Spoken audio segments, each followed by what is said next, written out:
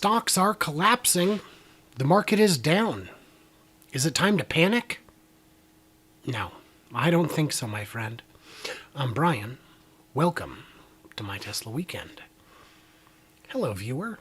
And I do say viewer because it appears there is one of you, because I did not announce this on the main channel or Twitter. I'm just doing this as a public service. This will go out on the main channel in a day or two. So stocks are collapsing. Should we be freaking out? Heck no. If you're here, let me know in the chat.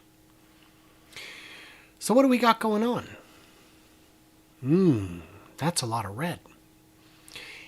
If you were to look back, not very long, you'd be looking at some 33% losses just from the last 6 months.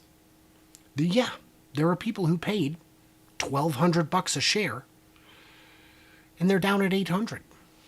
That's painful.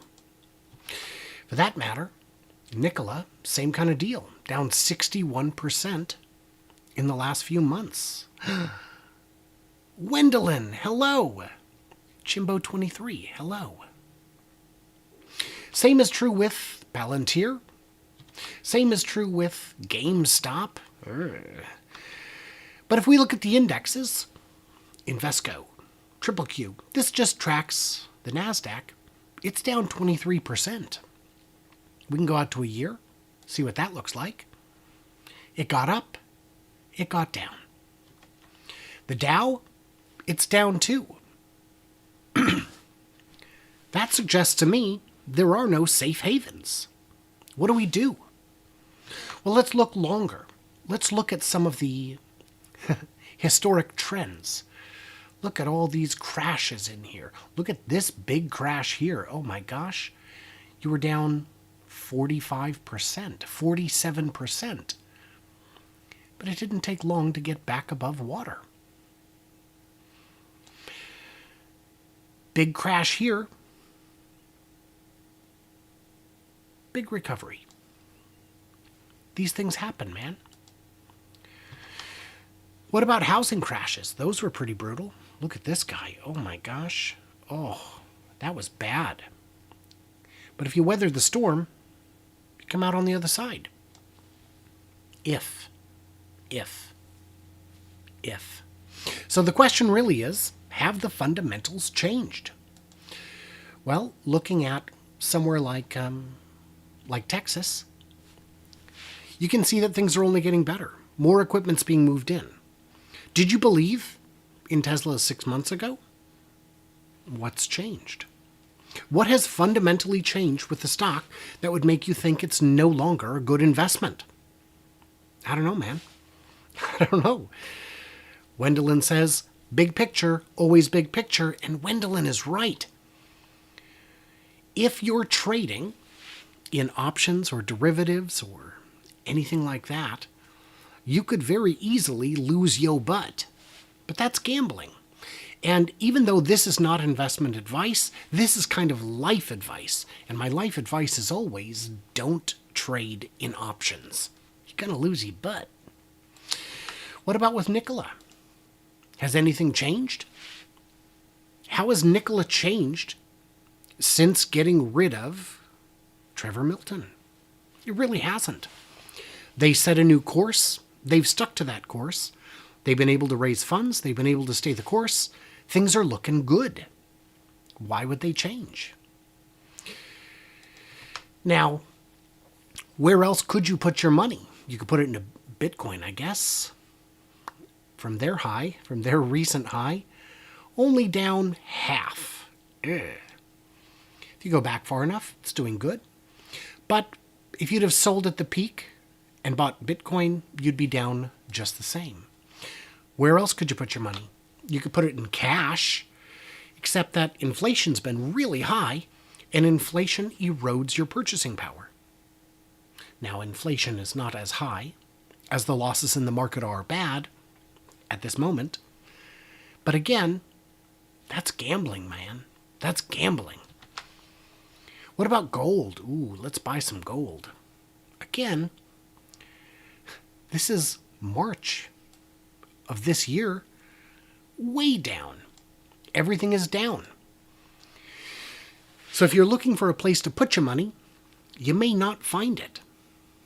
You may have trouble finding a better store of value than where you're already at. So with the fundamentals unchanged, what are you going to do? Now, there are exceptions to this, of course. GameStop may have had a fundamental shift. Netflix may have had a fundamental shift. If you were looking at something like Enron, lost it.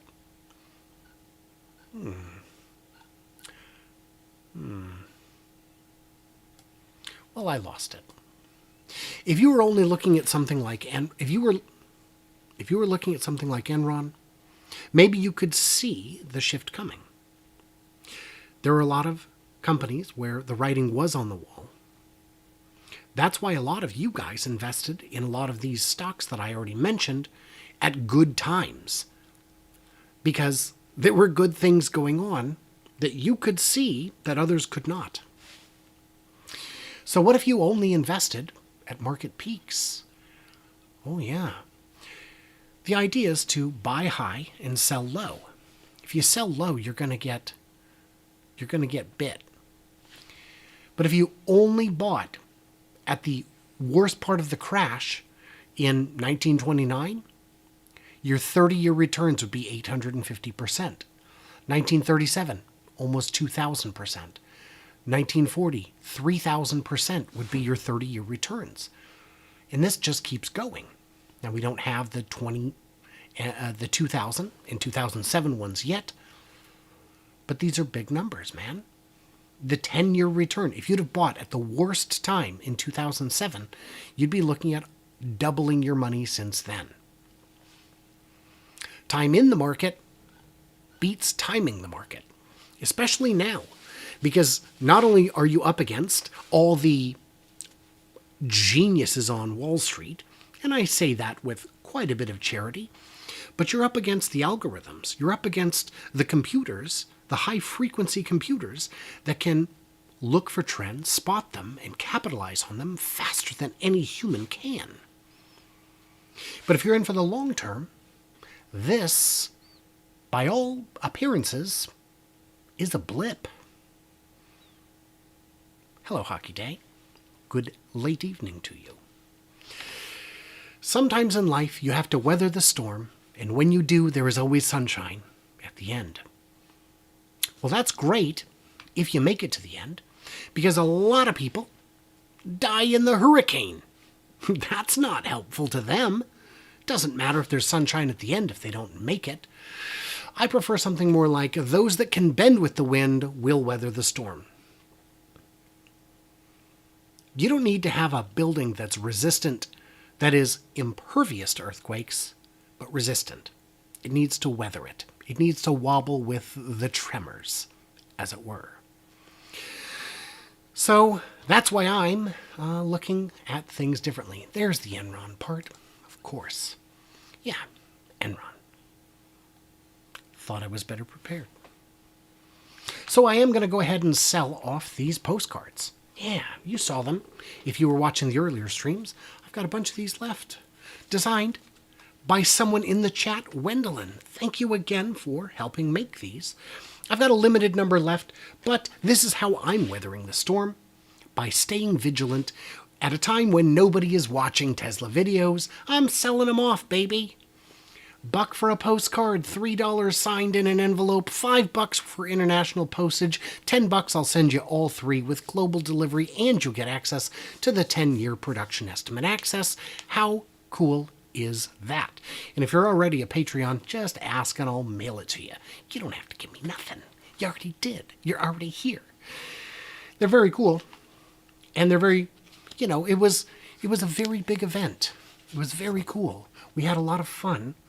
I should show it right. We had a lot of fun. And not everyone could make it. And because not everyone got tickets, including me. But that's okay. So stay vigilant. That's my whole message for today. Yeah. I'm glad you guys could make it on no notice. I did not announce this on the main channel. I did not announce it on Twitter. I just wanted to get it out there because this has been weighing on my mind and I've been concerned about it. If you have any questions, ask them now. Otherwise, I'm going to log off because I got big thanks from my Patreons who get early access, bonus content, all that good stuff. It's just awesome. Just love you guys.